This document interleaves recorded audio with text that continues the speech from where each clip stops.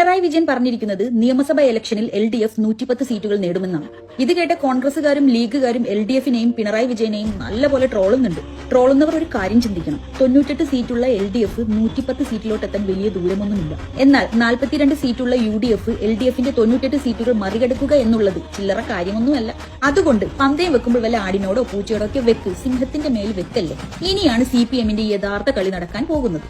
CPMന്റെ branch കമ്മിറ്റികൾ, local കമ്മിറ്റികൾ, area കമ്മിറ്റികൾ, ജില്ലാ കമ്മിറ്റികൾ എല്ലാം ഒന്നിച്ച് ഒറ്റക്കെട്ടായി അടിത്തട്ടിൽ ഇറങ്ങി പ്രവർത്തിക്കുന്ന ഒരു രീതിയുണ്ട് ഈ പാർട്ടിക്ക്. അത് നിങ്ങൾ കാണാൻ പോകുന്നതേ ഉള്ളൂ. 10 വർഷമായിട്ട് ഭരണം കയ്യിലുള്ളത് കൊണ്ട് അവരൊന്ന് ഒതുങ്ങിയതാണ്. പക്ഷെ അവരൊന്ന് ഒരുമിച്ച് ഇറങ്ങിയാൽ നിങ്ങളെ കൊണ്ടൊന്നും താങ്ങില്ല.